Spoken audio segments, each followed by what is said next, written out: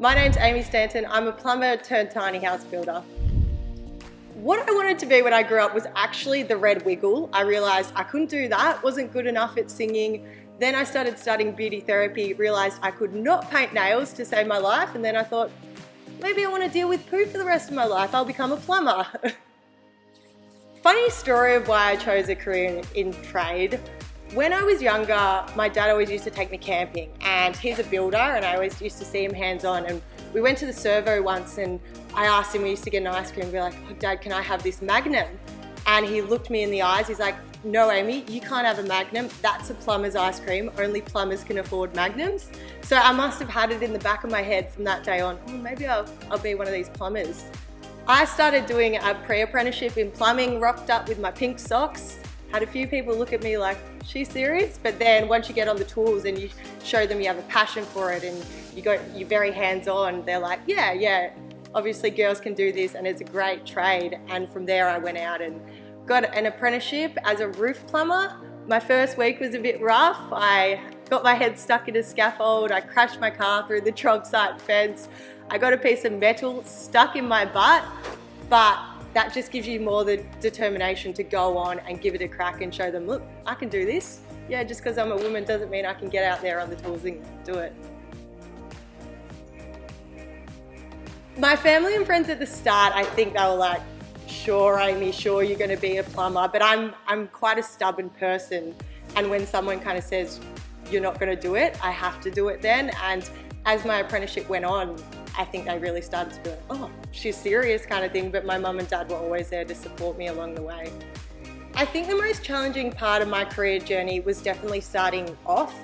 I thought that I was quite dumb and maybe I wasn't that good at it, but like anything, you're learning. It's your first day on the tools, like you're not expected to know everything, and as you keep on going through it, you learn more and more. And as I like to say, having a trade is amazing because you get paid to learn. You get to go out on the job site, you get paid to be there, you're learning, and it's always something you can fall back on later in your life.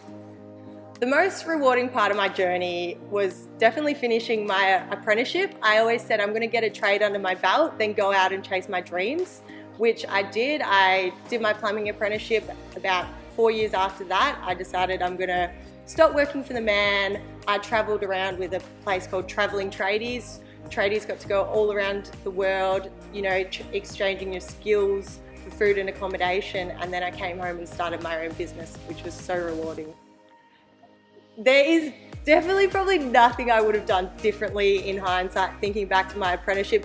I made a lot of mistakes and I still make mistakes every single day, but that's how you learn, and you always have to ask questions, and if you're doing the wrong thing, as long as you're there giving it a crack, that's all that matters. And I always say to anyone starting an apprenticeship, I'm like, number one key is just rock up, don't have your phone on you, do what the boss says, listen to their stories, be friends with everyone, and the rest will just work out. My dreams and aspirations, they get bigger and bigger each day. I love seeing where I've come from, being that first year apprentice, not having a clue about anything on site, to now running my own jobs, owning my own business. And from here, I just want to keep building on my business, building tiny houses, and also inspiring other girls to go out there and give it a crack. And you don't have to know what you're doing when you start, but if you have a passion for something and you want to get out there and do it, just do it. The worst that's going to happen is you're going to fail, but then you just get back up, rock up the next day, and just keep kicking on. My biggest piece of advice for young females at the start of the journey, if you decide you want to do a trade, in that fact, if you decide you want to do anything that people may be like, oh, that you shouldn't be doing that, just do it. You're going to fail a lot, but that's the fun of it. Just enjoy the rides, the ups and downs, learn, ask questions, and just think of how far you've come, and think of after that apprenticeship all the different ways you can go. It's not just if you start becoming a plumber. You don't have to be a plumber for the next 50 years. There's so many different avenues. Get the trade under your belt and the rest will just work out.